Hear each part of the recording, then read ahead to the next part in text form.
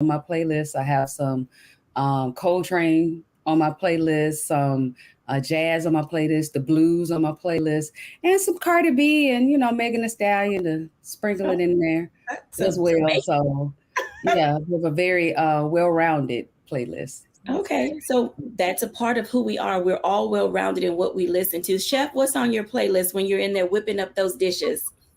It's a great question, Dr. Jacquie. Because I cook and I listen to different things with the vibe. On Sunday, yesterday, I was meal prepping.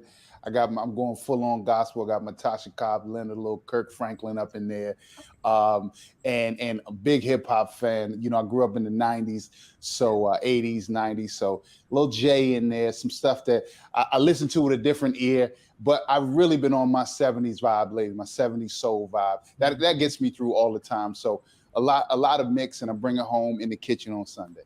All right, bringing it home in the kitchen on Sunday. We're going to have a one-on-one with this amazing lady, Dee Barnes. But Dee, tell us a little bit about what's on your playlist.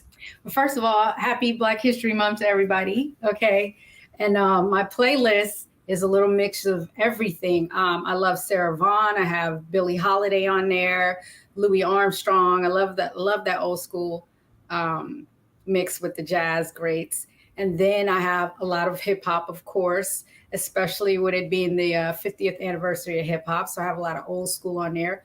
And, I sprinkle in some new school. I also listen to a lot of classic rock. So, I'll have some bands on there too, like, Led Zeppelin and Rolling Stones and a few others on there. And of course, my favorite, Jimi Hendrix. Gotta put Jimi Hendrix in the mix for sure. Oh, absolutely. I love that. I bet you're sometimes in the living room with that mean air guitar, just strumming away. Embarrassing, but yes. Absolutely. Yeah. So Charlotte Avery, come on in for a second. Tell us what's on your playlist, Charlotte. What are you listening to these days? I'm listening to New Edition. I'm listening to Stevie Wonder. I'm listening to Michael Jackson. I'm listening to some Beyonce, Bruno Mars. I like all kinds of music. I like Ella Fitzgerald, Carmen McRae. I mean, I like all kinds of music. So yeah, I'm just, and I'm an 80s kind of girl as far as music too, like all the R&Bs and Mary J. Blige, even like older Jodeci and Drew Hill. Like, yeah, that's me. Okay, so y'all have all taken us all the way back to some of the greats when it comes to music. I mean, I think that that's a very big part of who we are. So let me ask you this, as we talk a lot about balance and, how we get into this space of needing to just be at ease with life and all of that. I'm going to ask Charlotte, and then I'm going to make this round robin. Charlotte, so what is your go-to song when you are really in that space of seeking balance or clarity? I'm playing Beyonce Run the World. Like I'm really like getting into it because that really helps me like get into my work zone, my clean zone. And then the other thing too is like my kids, like when I like put it on blast and I'm basing it, my kids will come down and dance with me and things like that. So yeah, that's usually my go-to song or something Stevie Wonder. Or even like the Rock With You from Michael Jackson. That's another one of my go-to songs. And my kids love that song too. Nice. All right. Now, Rock, what's your go-to? That's when it comes to balance, that's tough. So if I want to feel grateful and grounded, like I said, Tasha Cobb Leonard, I think she changed her name, but her voice really helps me sort of understand and stay grounded in gratitude.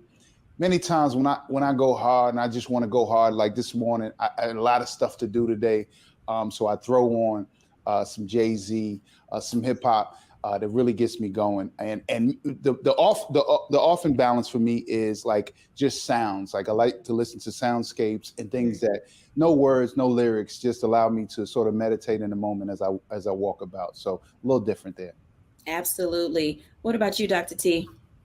So I'm like Chef Rock. It just kind of depends on where I am and what needs to be balanced. So after a long day, if I'm like in mental overload and I need to kind of reel it back in and woosah, then I'm probably listening to some classical music, or some jazz to kind of make some white space in my brain. But for the most part, anything else in between, you can catch me listening to Prince. Any Prince. I absolutely love Prince. Prince is my favorite artist. So Prince and everything Prince. Purple Prince. Yes. She's rocking the Purple Rain moment all the time through every situation that she'll probably go through. Let's Go Crazy, all of it. Alphabet.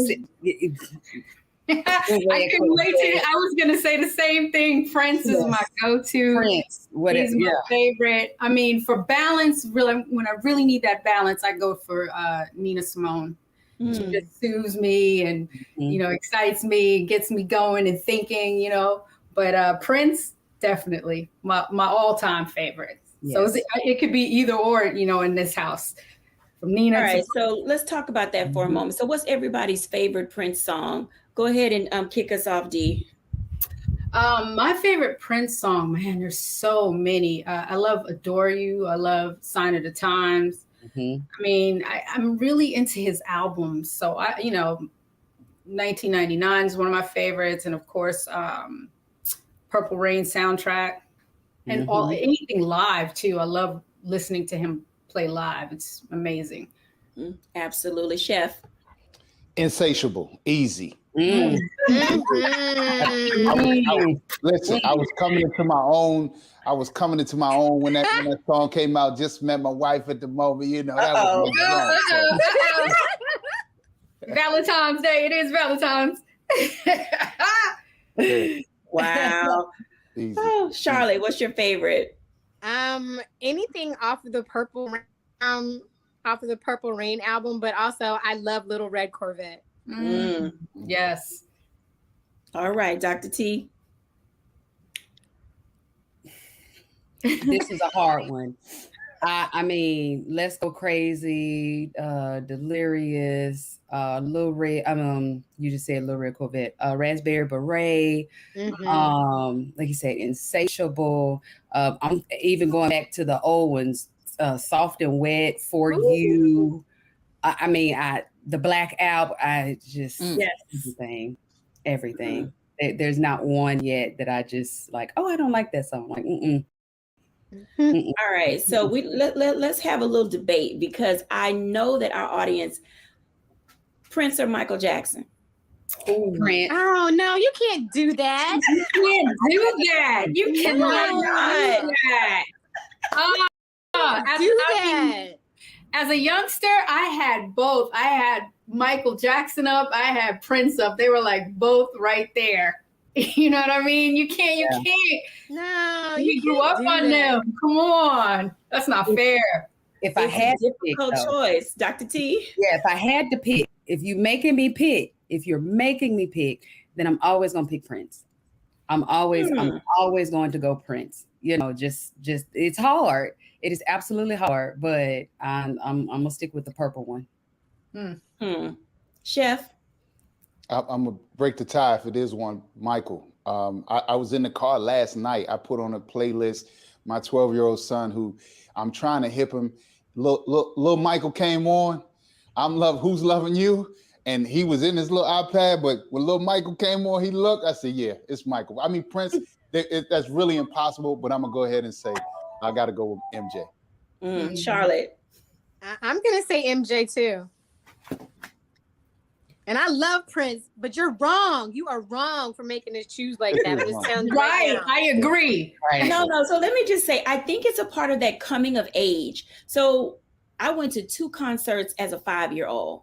My first concert was Michael Jackson and Isles, and my second concert that same year was Tina Turner. So I think a lot of it has to do with coming of age. They've been with me since I was a wee little girl.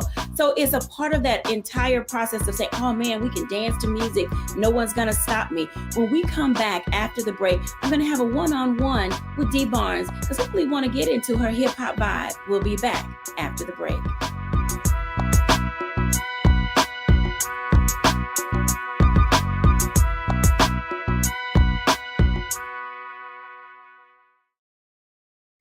Check this out. Joe Biden and Kamala Harris are investing a record $7 billion into HBCUs. Billions for campus improvements, grants, and debt relief. Billions more for HBCUs. Endless possibilities for us. Folks, Black Star Network is here. Oh, no punches! I'm real revolutionary right now. Support this man, Black Media. He makes sure that our stories are told. Thank you for being the voice of Black America, Roland. Hey, Black, I love y'all. All momentum we have now, we have to keep this going. The video looks phenomenal. See, this difference between Black Star Network and Black-owned media and something like CNN. You can't be Black-owned media and be scared. It's time to be smart. Bring your eyeballs home. You dig?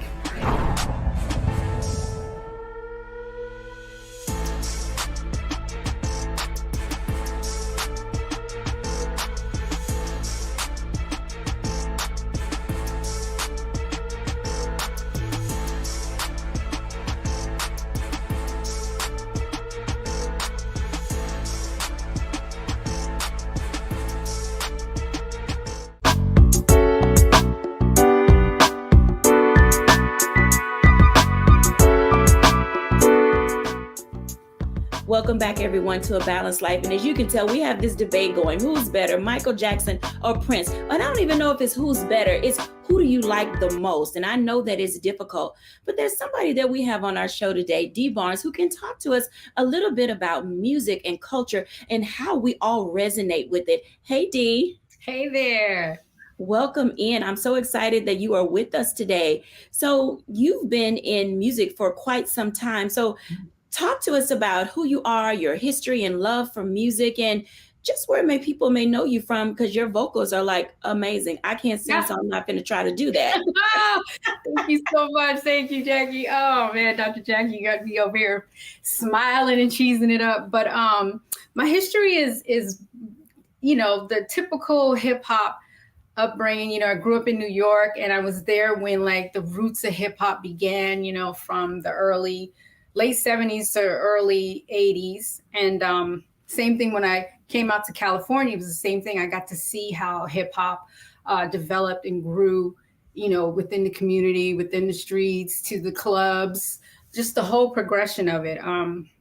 In my house, my mom was a huge Aretha Franklin, James Brown, Al Green. Mm-hmm. Those three were like constantly playing. And when I listen to music now and see how the progression goes with sampling, because we were just talking about that earlier, about how that the music of hip hop was based on the early, grooves in the 70s and the 80s. So it's almost like we were able to, no, it is like that actually. We were able to introduce those songs that, and take them from the home and bring them to a new generation, introduce them to a new generation by, sampling some of the greatest, especially someone like James Brown, who, they consider like the godfather of hip hop, because, a lot of his samples were used in music, but it also gives us quite a knowledge of music, a musical history, because we all get it from our parents. Mm-hmm. We all started with our parents' record collection,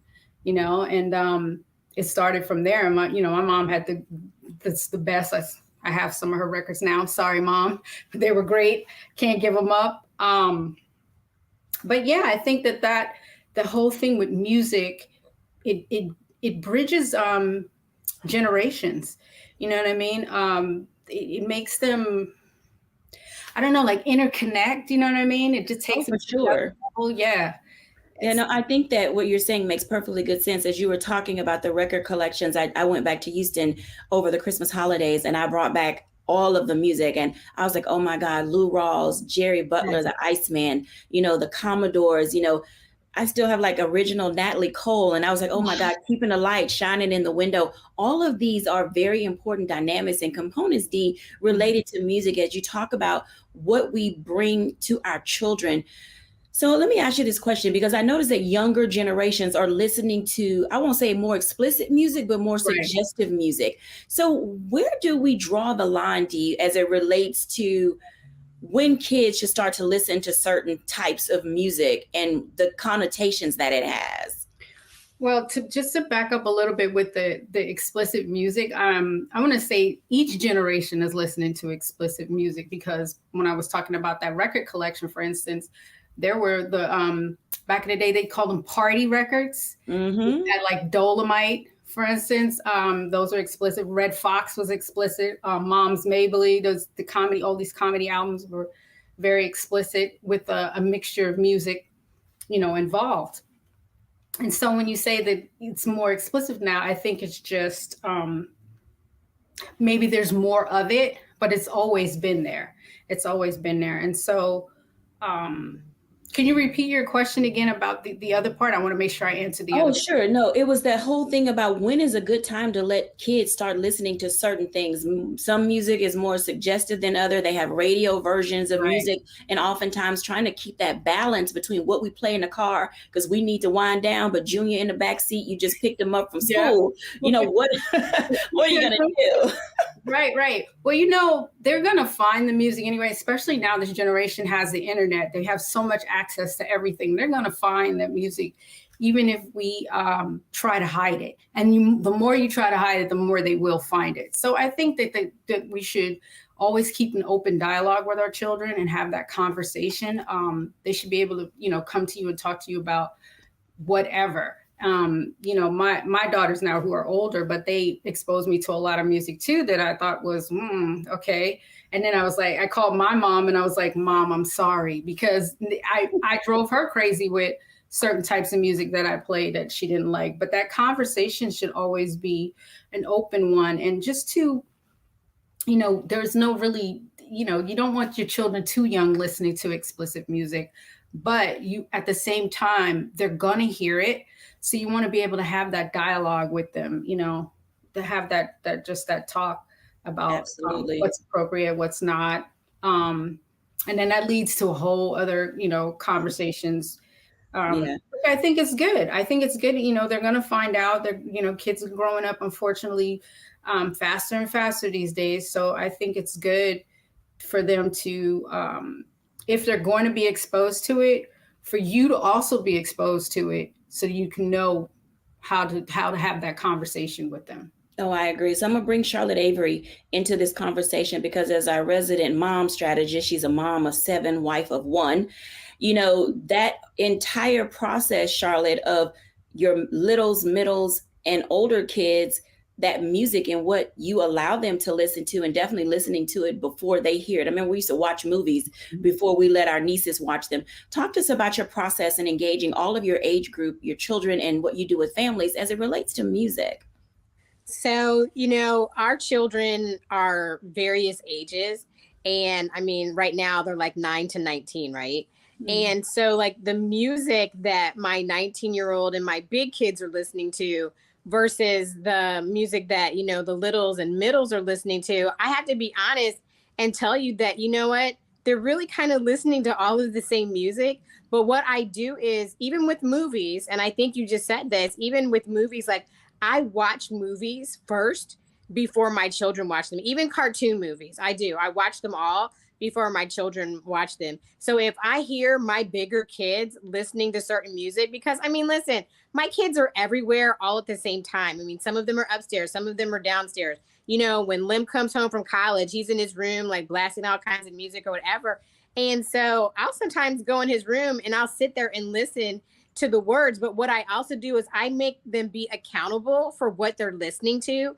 And look, especially with my bigs and my middles, I always say, do you want your little siblings, your younger siblings listening to this? Is that okay? And they'll be like, no, Mom. And I'm like, well, then you probably want to listen to this while you're riding in the car or, when you're with your friends that are your age. But if you know that you don't think that your younger sibling should be listening to this, then okay, let's not listen to it right now. It doesn't mean that you can't listen to it. It just means you have to remember who is in the mix. And so, not only do I hold myself and my husband responsible and accountable, but I hold everybody within our space accountable for what they're listening to. And I always ask them too, so you're listening to this music with these curse words or whatever, like, how is this making you feel? Like, where's it taking you in your mind space, in your heart space? just so that they're aware, because I mean, music is a very powerful tool. I mean, it does so many things. It makes us laugh. It makes us cry. It makes us, just want to get up and dance. It makes us work harder and smarter. And music has so many effects on us, therapeutic and all kinds. And so it's really, I ask my children, even when I'm listening to music myself, like, is this the music that I want to make me feel a particular kind of way? Or is this music that's just making me angry and bringing me down? And so I just, I ask myself those questions. I try to listen to things first. But here's the thing. Rarely am I ever listening to something first, because I'm really tuning in because I heard them play it. So now after I've heard them play it, now I've got to dissect what they've heard. So really, honestly, it's a learning experience for all of us together. I like that aspect of it. You both are saying some things that really help us be able to identify not only the music that we listen to, but how we allow it to permeate our homes and saturate our minds and fill us in our soul, because that can go awry really, really quickly. Have either of you ever had an opportunity with your kids when you've had to say, we're not listening to that, and you just turn it off completely, or something will be playing when you're in the car, and then you'll get in the car with your kids like, oh man, I forgot to turn that off. Those are those kind of moments. Dee, talk to us about I won't necessarily say, how do we keep music safe while at the same time introducing our kids to the culture? But in what ways do we kind of blend the styles of music together so that everybody feels good about having a musical experience? Well, I think too, it's a lot like she was saying earlier, that sometimes you hear your kids listening to it first before you get to it, and you're like, oh, so this is what they're listening to. All right, so I'm going to pose that same question to Charlotte as it relates to that engagement that you have as a family unit. What is the one music possibly that if you put it on, your entire clan is going to come running and everybody's just having a good family time? Honestly, it's going to be Michael Jackson songs, because my older children, even when they started taking dance classes and tapping and things like that, they started to learn to tap to Michael Jackson songs. And so like one of my middle children, like she loves Michael Jackson, but everybody in our house likes Michael Jackson. Usually if it came from like the Thriller album or the Rock With You album, it's hands down a Michael Jackson song. Love it. Hands down, a Michael Jackson song. When we come back after the break, I remember some of those good dance moves that Michael Jackson used to do. But we want to talk a little bit more about family and food and music and culture. We'll be back in a moment after the break.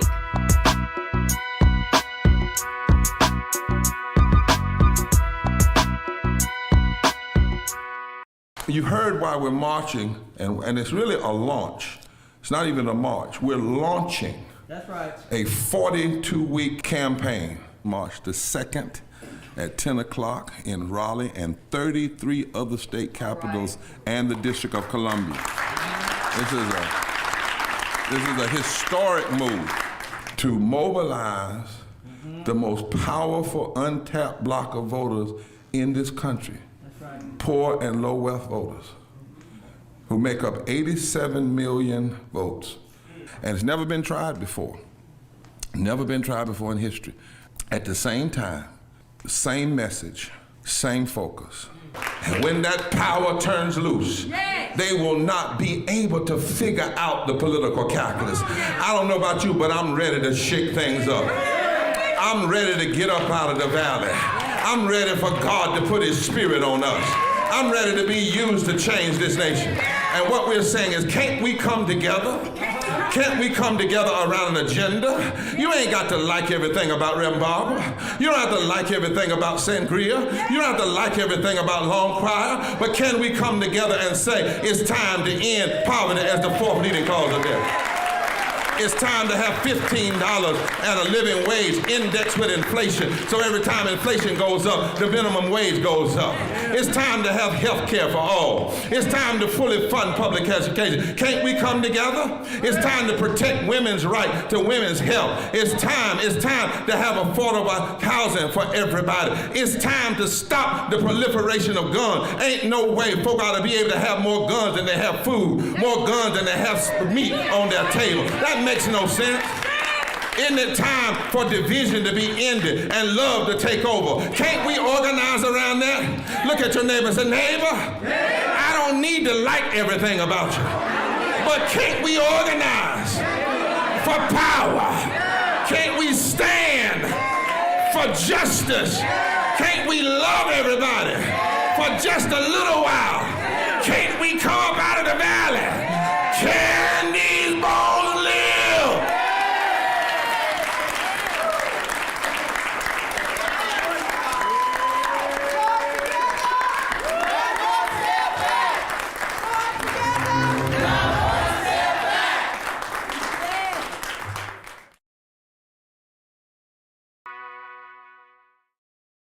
Don't you think it's time to get wealthy?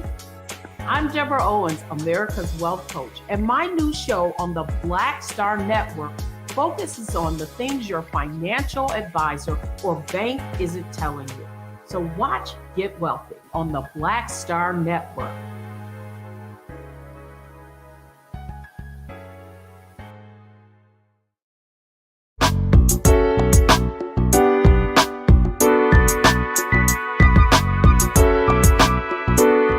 Welcome back, everyone, to A Balanced Life. And as you can see, there is no shortage of our understanding and embracing of culture. We love music, but in addition to music, we love to have family time. I want to invite Dr. Tierney in for a moment to talk about how we engage as a family around the good times that we're having. Hey, Dr. T. Hey, Dr. J. Ooh, child. So let's just say when it comes to family and culture and music and food, there are so many times to gather. And as you are helping people move into this season of being able to gather together, how are you helping them level up around those things that make us who we are as a people? So one of the things that I really focus on, just myself personally, and I help my clients to focus on, is going back to the roots. Going back to our roots. That could be our family roots, that could be cultural roots, that could be music roots. But what are things, the people, the spaces, the environments that have fed you and helped to make you into the person that you are right now?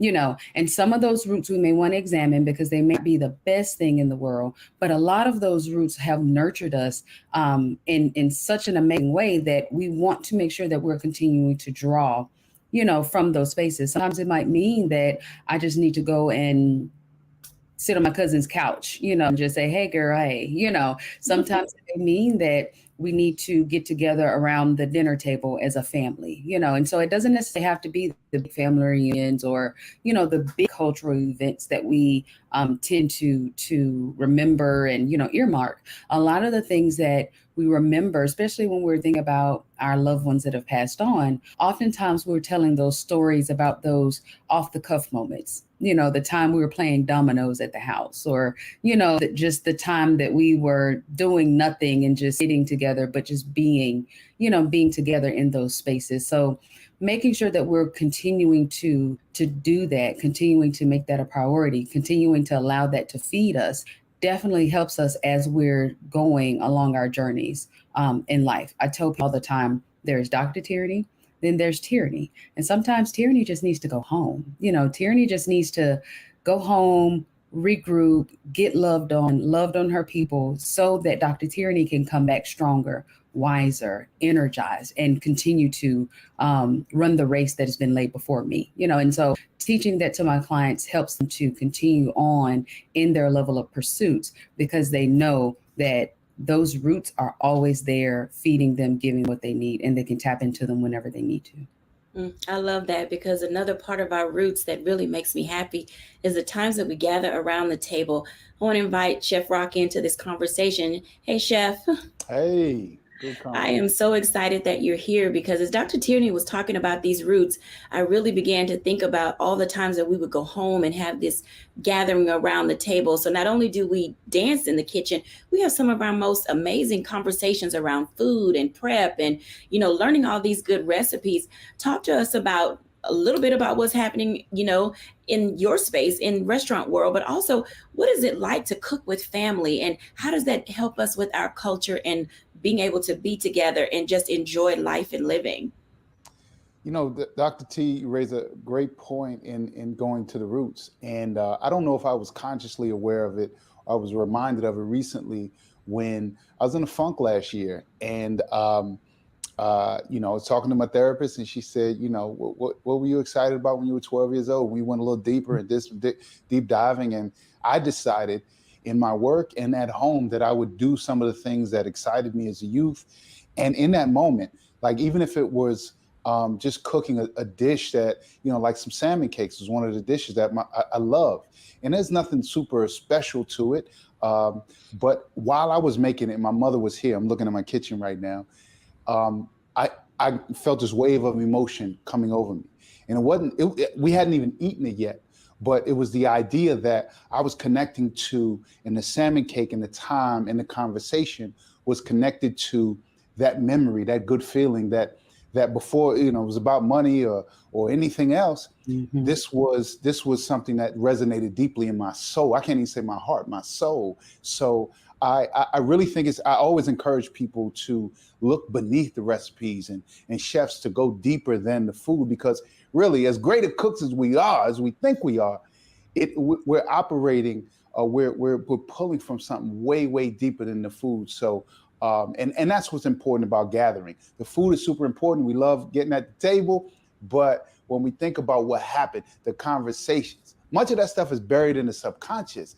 But the conversations, the feeling, the security that we felt in the kitchen at the table, that's really what I try to do in my work daily and try to get other people to do as well.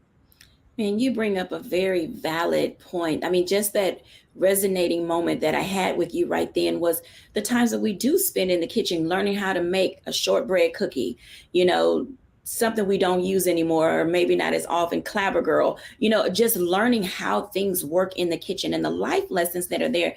Chef Rock, talk to us a little bit about some of the life lessons when we gather together in the kitchen, sharing recipes, preparing the meals. What are some of those moments that we can really learn to embrace and pass on to this generation? Well, first of all, I looked. I'm in my studio here. I got some Clabber Girl around here, but it's not right here, so it's still in action. You rest assured. You know, I'll draw on it. There's so many memories, but just yesterday, you know, I'm hanging with my son. He's 12 years old, so he's in that preteen era, and I'm really trying to find. And he's, you know, the new generation, so I'm trying to find ways to connect with him and make sure that he has life skills. And this is just he and I, which is not like the sort of the typical picture of cooking, right? We think about aunts and grandmothers and moms, but we were in the kitchen. Went by the store. He said he wanted some lemonade or some soda. I said, I ain't buying that, bro. We you know, that's too much. And as a matter of fact, I'm going to show you how to make lemonade like your grandmother used to make it, and it'll taste better and it's cheaper. So we came in, took a couple lemons, some sugar, water, hot water. Like I gave him the whole recipe. We did it together. I'm videoing it, which is something I wouldn't traditionally do, but that gives him, you know, I'm coming into his world. And we talk about, you know, we even talk about science. I pull out the scale so he can see. We talked about volume and count and weighted measure. And then we also just talked about, like, listen, son, I'm not going to be here all the time. You're going to be 20 something like your brother. And I want you to be able to do little things so you don't have to rely on any other human being. I can cook and clean and iron my clothes and sew up a little bit. And, you know, years ago, he wouldn't like, yeah, I saw him and it made me feel so good. A brother wanted to cry. I was like, oh, I got him, God. We're going to make lemonade every week. And those are some things that, again, I probably took for granted with my grandmother, my mother, but those are the interactions, the small things that you learn in that kitchen. And it might be about school or relationships, but it happens there when, at the end, we know we got to get to that lemonade, and he thoroughly enjoyed it, and so did I. I think that those are the precious moments. We have a sign in our kitchen that says we dance in this kitchen. Now, every now and then, Rock, I may throw a little something together, but we spend most of our time in our kitchen fellowshipping, socializing, and like you said, having those teachable moments. Dr. Tierney, for our parents and families that may be watching and, they're looking for these teachable moments. A lot of times we tell our kids to get out the kitchen, go and sit around somewhere. How important is it to build memories? It is critical. It's critical to build those memories because as Chef just said, when those children go on to be 20, 30, I can tell you right now, as a 40-year-old, I'm drawing on those memories. I'm drawing on the times that I sat with my grandfather. Again, I'm from Memphis, Tennessee. So barbecuing is like a religion, in Memphis. And so the time that I sat with him and learned his technique of barbecuing and just those days of just sitting there and the low and slow process. But those were the times where he talked to me about life and make these amazing analogies between these ribs and how it applies to how we should move through life. And I find myself now drawing on those lessons, drawing on that foundation. So when we don't give our children that, when we don't take the time to make the lemonade, when we don't find those teachable moments, be it with cookies, be it whatever it is, then what we're doing, we're limiting that foundation that they'll have to draw from. That when they get in their 20s and their 30s, they won't be able to say, well, wait, no, because mama said it'll be days like this. They told me when we were stirring that lemonade that this might happen, that my friends might do this, or I might feel lonely sometimes, but it's okay. So it's critical that we make sure that we were taking that time when they're young, so that when they get older, it'll automatically just replay back in their head. So it's really absolutely important. Charlotte, Avery, come on in for a second, because you do something and have the patience of Job. How do you, with 7 people in your house, manage to do all of those things, especially cook with your kids? And that's something that I know that you all do, and they love that quality time. So yes, I love our kitchen time together. I just really, really cherish it. And one of the reasons why is, one of the first things that I ever learned to cook from my dad was chicken and dumplings. And as Chef Rock was talking, about his time with his son and the lemonade, it made me, I almost, my eyeballs almost started sweating, because I remember the first time my dad taught me how to make chicken and dumplings, and he took it like all the way, like buying the whole chicken, making me learn to cut up a chicken, and making the dumplings from scratch and all that. And I will tell you, I have not cut up a whole chicken ever again in my life, because I can buy a chicken and that's already chopped. But just thinking about that, when he was saying that, it reminded me of that. And that's one of the reasons why I'm not one of those moms who kicks my kids out of the kitchen. Like, I want them there. I want my boys and my girls to learn the things that I want them to learn how to make the things that they like to eat, because one day they might not be living with me and their dad, and I won't be the one cooking for them. And like I tell my son all the time, I'm like, you need to tell me all the things that you want to learn how to cook that I cook for you, so that if you get married, or, you have a girlfriend or something, that you're not wishing, oh, I wish I'd learned how to cook this, or you're not longing for your mama's food. And so, I bring everybody in the kitchen, and, because I have so many kids, unless we're like all together, like usually, like if I'm making a cake, I have somebody in charge of the sugar. I have somebody in charge of the baking soda. I have somebody in charge of the eggs, and, somebody's blending it and all of that. And I'm standing there, and we just get to enjoy that time together. And you know what? I don't usually like get so flustered about, oh, somebody spilled this, or somebody broke an egg and it didn't go in the bowl. It's on the counter. I'm just like, let's just go get another egg. But really, like, not lately, because now, eggs are like $1.5 million a dozen. So anyway, but, I say all that to say that, I enjoy that time, and my kids love it. And the thing is that also turns into their love for cooking. And so my children, they will not only like cook for themselves, but my children will cook for each other. I mean, I have one She is like the shorthand chef on a Saturday for our family members. And she'll ask everybody, like all of her siblings, like, what do you want for breakfast today? And she'll make them whatever they say, even before she eats herself. And so I just find that to be just so interesting and so loving. And I just enjoy it because I know that I'm not going to have that time with them forever. And so I am really, really intentional about maximizing the moments with my children for as much as I can get them. Because, you know, my son is in college, my daughter's getting ready to go. And I'm like, maybe God allowed me to have 7 children so that I could still remember when they were sweet and said yes, ma'am, and no, ma'am. And, you know, they still wanted to love me and hug me, because my younger children are like that. Oh, mommy, I love you, you know, but my older children, they're still the same way, but it's just different. And so because I get to see their different stages of life, I mean, I have 5 teenagers right now. Like, who does that? But anyway, I digress. But just knowing, you know, their cycles of life and everything, when it comes to cooking together and having time at the dinner table, like I'm really a stickler about us eating dinner together. And sometimes that means that we're going to eat dinner a little bit later because somebody has practice. But it's important for us to be around the table together and in the kitchen together so we can talk about life and the goings-ons of the day, the week, or just something that's on their heart or some lesson that I'm trying to teach them. And so, I mean, I adore and I really cherish the time with my children in the kitchen with me. I think that those are great ways to build memories. When we come back after the break, let's have a little bit more time to talk about as we gather together. We'll be back in a moment after the break.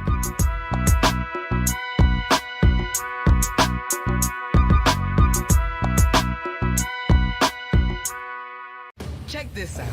Joe Biden and Kamala Harris are investing a record $7 billion into HBCUs. Billions for campus improvements, grants, and debt relief. Billions more for HBCUs. Endless possibilities for us. Hatred on the streets, a horrific scene, a white nationalist rally that descended into deadly violence. White people are losing their damn minds. An angry pro-Trump mob storms the U.S. Capitol.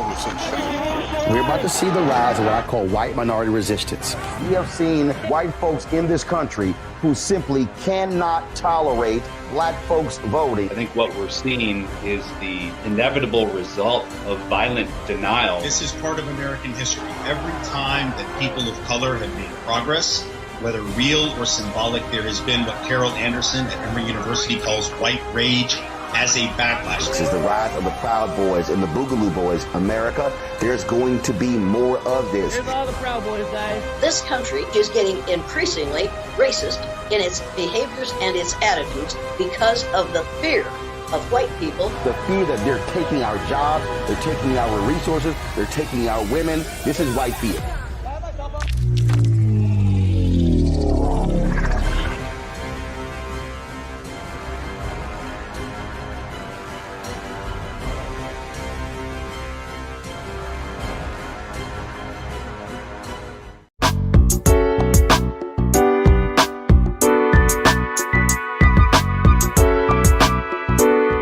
Welcome back, everyone. As you can tell, gathering together is a very big part of who we are and what we do, whether we gather around music at a concert, whether or not we're hanging out in the park or just in our kitchen, in our living room, or even in our backyard. These are the ways in which we embrace who we are and love on ourselves and love on our family members. Let's talk about that for a moment. I want to ask Dee Barnes a couple of questions because earlier on, Dee mentioned something related to music that sort of resonated with me in the sense of she's saying, you know, she kept her mama's music, and that's where we first learned.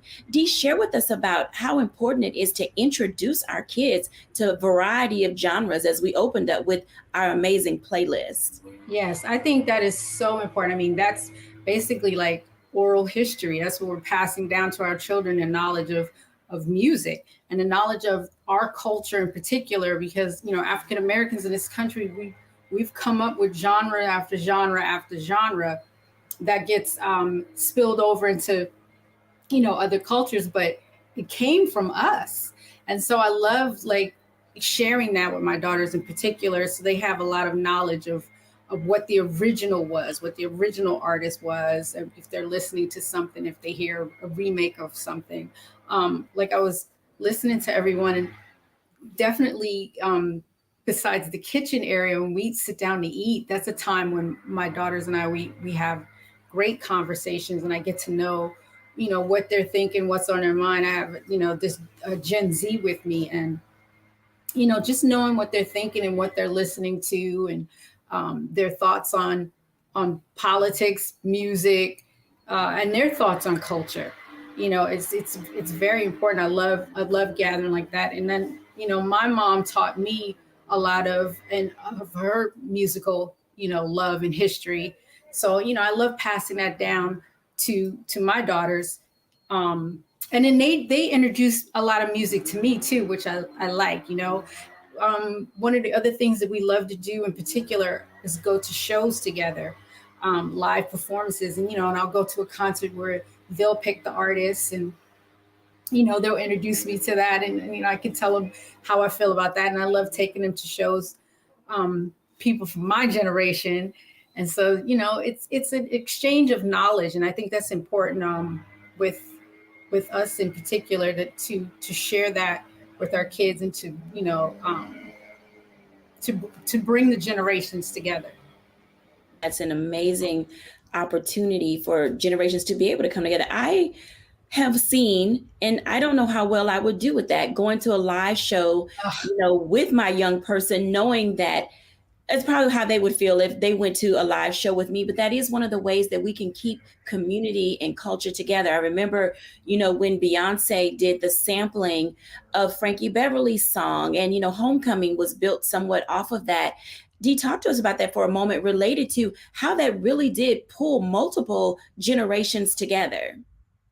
That was amazing. That really was amazing, because that's something that, you play at the cookout. You play at the family reunion gathering. So seeing artists, someone such as Beyonce do that, it really opens up the door and opens up your mind to other genres, to other music. And my daughters are a huge, Beyonce fans. So her doing that. And it's funny because they had already heard that at their grandmother's house. They've already heard the song. They knew it very well at all of the family functions. So, I love when an artist does it. I love when an artist takes something from the original artist and then recreates it and, makes it new again, makes it new and fresh. I love that. I can appreciate that sentiment. Hey, Chef Rock, let's talk about something new and fresh as it relates to food. Tell us something that you have made that was something traditional and you've put your own spin on it, because sometimes food tastes different when it has, the new spin and twist on it. Yes. Well, that happens often in my kitchen because, I went to culinary school, and my mother often reminds me that she paid for the culinary school. So don't go changing stuff or thinking I'm a better cook. One of the things, and this might be obvious because I do it for a living, but a restaurant, we serve fried chicken, which is a celebratory meal that we grew up on, that my grandmother had a recipe, my mother has one. One of the changes, there's several changes that I made, but one of them is that I add duck fat to the oil, right? So duck is a fatty bird, and usually we just use regular oil, but it adds a certain richness, and that's sort of that French influence that I got probably from James Hemings or something.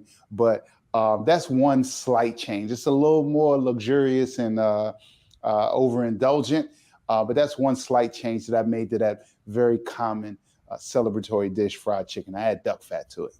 So in addition to the duck fat, does that make, and I'm not asking if it makes it crispier, but I have noticed that some chicken skin is crispy and some is just chicken skin. Yeah. How do we fix that? Because we all love chicken, and if you bite into it and it doesn't have like that fried chicken crunch, you'd be like, who brought the potato salad? Who brought the macaroni and cheese? Who brought this chicken? Listen, now you're speaking my language. So I would try not to, I nerd out generally when talking about fried chicken, because it's one of those, people think that you can just throw it in there, and we all know that it doesn't all come out the same. As far as a crispy skin, there's a couple of things you can do. One, your oil has to be the right temperature. Do not overcrowd the pan. So if you're using a pan, or you can't see it right here, I have a little deep fryer. If you're using a deep fryer, make sure that you only put a few pieces in there at a time. So the thermostat or the pan is 350 degrees, but when you put a cold piece of chicken in there, it drops it tremendously, and it needs to recover. So if it doesn't recover quickly, you get this sort of limp, sort of soft skin, and by the time the chicken is cooked all the way in, you need constant 350, 340 degrees. So proper heat maintenance. The other thing, it's a little secret I'm giving y'all right here, exclusive on A Balanced Life, is this is what I do. In my restaurant, I've done it for years. I did it back at B. Smith's. You go from cold, let's just say water, whatever it's in, marinade or whatever, it has to be really, really cold. The chicken goes from there to your cold flour, right? I don't care whether it's in a brown paper bag or not, and then into the oil. So make sure it's cold. And I don't know the exact science, but the coldness going with that hot oil really, really helps with a crispy chicken. And it also means that you're going to have to fry less, because if you put a bunch of cold chicken in there, it's going to drop that temperature and you get soggy. So exclusive tip on crispier skin right there. Boom. Buttermilk or regular milk? I rarely ever use buttermilk. I always use like a water brine. Buttermilk people use it. It's more expensive than I think it needs to be. So I just use like salt, water is the basic minimum. And then we can add some sugar and seasonings for me. Sounds yummy. I love all of this. It gives us an opportunity to really think about how do we prepare and get ready for some of the festivities and activities we're going to be doing during this Black History Month celebration. I know people are doing cookouts. They're out there grilling. Charlotte Avery and Dr. Tierney, join us for a moment, because I want to hear, what's your favorite dish? So everybody come on in. Tell me your favorite dish that you're bringing to the Black History Month celebration. Dr. T. I'm bringing my granddaddy's Memphis slow and low ribs. That's what she said, slow and low. That's what I'm bringing. Yep. He taught me how to do it. You can either have the smoke style, but he taught me how to grill over the coals, which is a whole different technique, because you can't leave it. You got to stand there, watch it, turn it. And the secret is in the smoke. So I'm not telling you what I do to my smoke. That is a trade secret. If Rock giving away secrets, I'm not giving away no secrets. I'm not doing it. But it's all about in what you do with your smoke, how you manage your heat, and make sure you prep your meat properly. Yeah, that's slow and low. Okay, slow and low from Dr. Tierney. Charlotte Avery, what you bringing? So I'm bringing fried chicken for them and fried cauliflower for me. And I'm bringing some macaroni and cheese. All right. So I know I have a few minutes left. Baked macaroni and cheese or cheesy macaroni and cheese? That's not even a question, is it? It's baked all day, right? Baked. You got to bake it. Gotta bake it. I just thought I'd ask. I don't eat mac and cheese, so I just thought I would ask. I do. No, ma'am. What? No. Okay. I do not. D, what are you bringing? I'm bringing dessert. No one mentioned dessert. I'm bringing sweet potato pie and red velvet. Because that's all I can make. Well, no, I think that's good. So sweet potato pie and red velvet. I don't have the other skills. No, there's nothing wrong with that. But you mentioned one of my favorites, which is red velvet. So are you doing a cream cheese? Or are you doing, and I know I'm bringing up buttermilk again. Oh, no, sour cream. So is it sour cream cheese, or is it just regular Philly cream cheese? I like the regular Philly cream cheese. I'm not gonna lie. I like the cream cheese. As y'all can tell, I like to eat. I may not do a lot of cooking, but I know what y'all talking about when y'all bring the food to the table. Same thing. I can't do all of that special thing y'all be doing with the smoked barbecue with this chicken. But I was taking down some notes, so I might try it, after today. But the dessert, I got y'all. All right, then. Chef, what you bringing? Well, okay, so I think most people expect me to bring fried chicken. However, I'll switch it up. I will bring, because the number one question at the cookouts is, who made the potato salad? And I'm that bold. I'm a big thinker. And I think my potato salad is cooked out, certified by the Black delegation.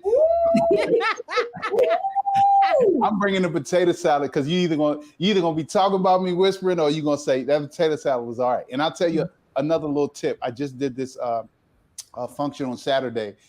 We eat like mayonnaise-based potato salads. I made one that was sort of like a vinaigrette base with heavier Dijon, a little bit of honey, and cuts down on the calories, no mayo. And also, we like to leave potato salad out for about 4-6 hours. Not the safest as a tip, So when we don't have temperature control, I like this Dijon sort of vinaigrette-based potato salad compared with the other one, because hopefully nobody gets, it doesn't. If it stays out for a few hours, it'll be okay.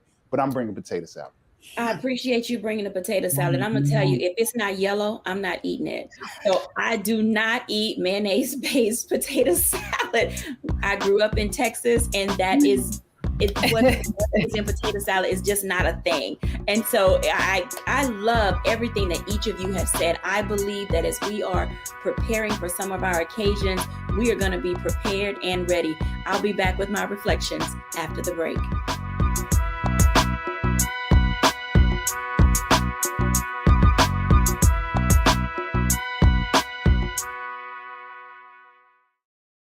When you talk about blackness and what happens in Black culture, we're about covering these things that matter to us, speaking to our issues and concerns. This is a genuine people-powered movement. There's a lot of stuff that we're not getting. You get it, and you spread the word. We wish to plead our own cause. Too long have others spoken for us. We cannot tell our own story if we can't pay for it. This is about covering us. Invest in Black-owned media. Your dollars matter. We don't have to keep asking them to cover our stuff. So please support us in what we do, folks. We want to hit 2,000 people, $50 this month, raise $100,000. We're behind 100,000, so we want to hit that. Y'all money makes this possible. Check some money orders. Go to P.O. Box 57196, Washington, D.C. 20037-0196. The Cash App is $RM Unfiltered. PayPal is R Martin Unfiltered. Venmo is RM Unfiltered. Zelle is roland@rolandsmartin.com.